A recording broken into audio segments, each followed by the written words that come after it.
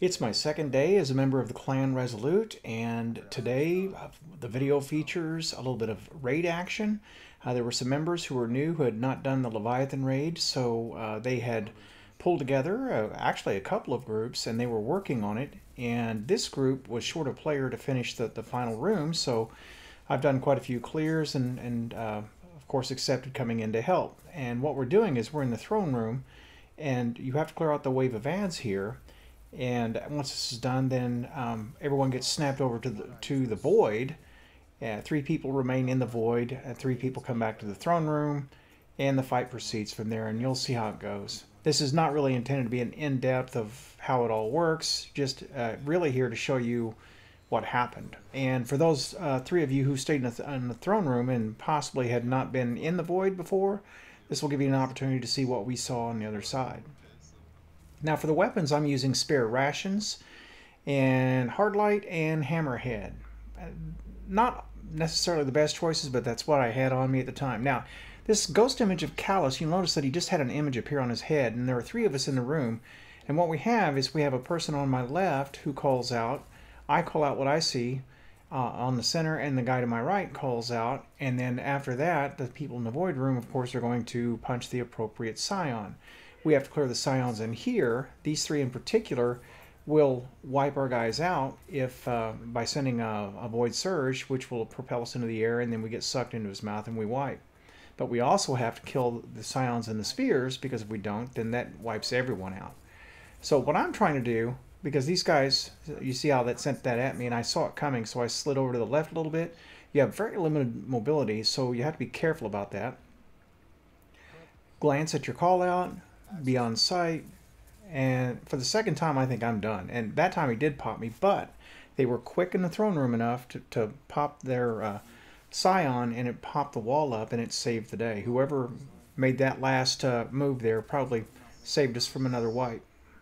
Alright, so you notice I'm getting typically 2 scions. Okay, now in this phase what you want to do is you want to shoot skulls. These skulls will create the buff for attacking the boss. Now if you get 60, you're okay. You can still one phase from there if you're set up right, but 90 is better. And again, hard light, I'd never used it in here before. It's not real good.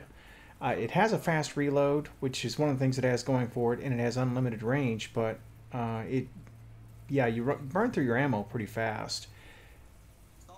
And I can't say that I'm doing a particularly good job of hitting anything in particular. It seems like when I watch back that I'm just not hitting anything. Anyway, we got 62 skulls on that. We go back into the room, and now we have 4 plates that we need or damage plates, and we're going to start in the upper right on Sun. But you have to all jump up together. And one of the mistakes one of our guys made earlier was he jumped on a plate earlier and jumped off. And the unfortunate thing is, the second anyone goes up on one of those plates, no matter when you're at in the cycle, that sets a timer on that plate. Starts, it's like burning a fuse, and you have maybe 12 seconds. And whether or not you stay on the plate doesn't matter. The timer doesn't stop. You lose the plate if you get on it too early.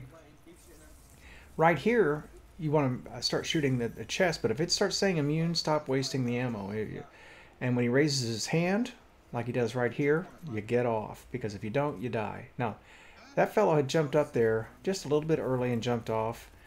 You know, it was new, and it was just a simple mistake, and it's the kind of stuff you do, and it's the stuff that everybody does, and it's nothing to worry about. We recovered from it, but it was probably the difference between one phasing him and not. Now, I will say this. Ordinarily, in the old days, you had to run a raid armor and to have enough power to actually do a lot of damage. You don't have to here. I was just using whatever world armor I had on me at the time. I elected not to reload the hammerhead there because I figured the damage phase would be over. What I should have done is equipped and ran over, because I have my transversive steps on, and it would have reloaded it for me, and that might have made a difference here. See, we were just that close. Maybe it would have, maybe it wouldn't have.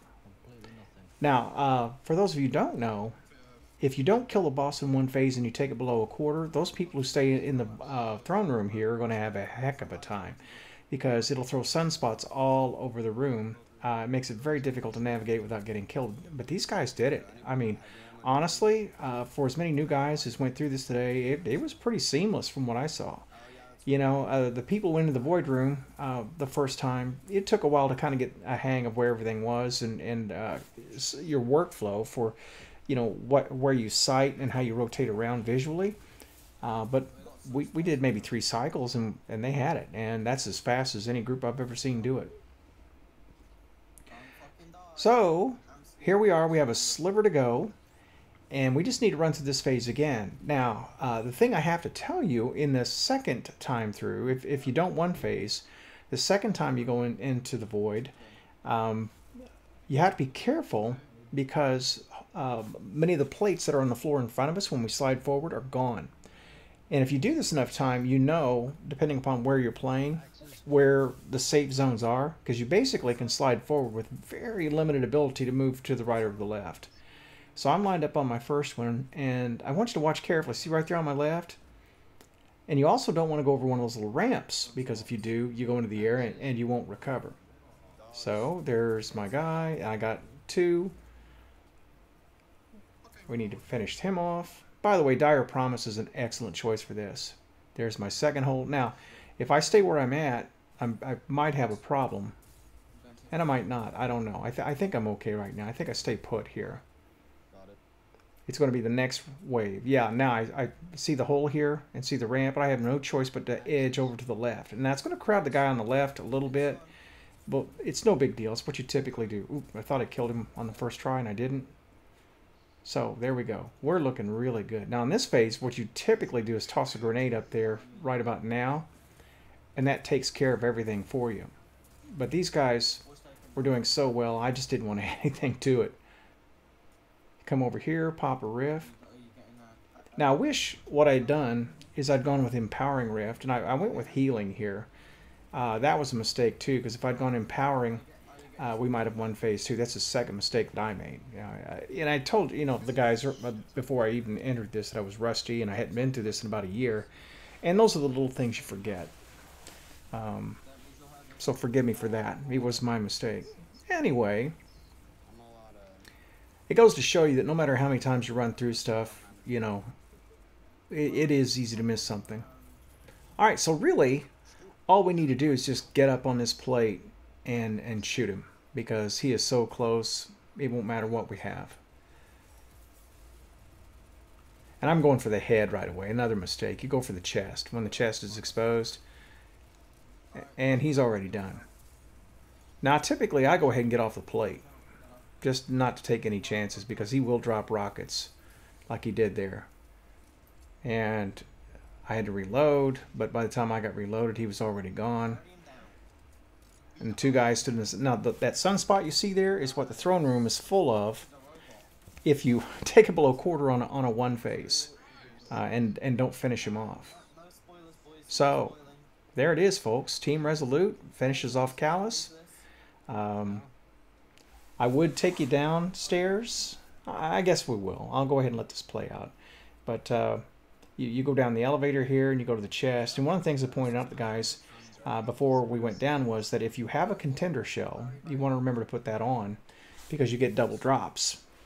Ironically, what typically happens for me is that every time I use a contender shell, I get another contender shell. And when we get down here, we'll see if that happens.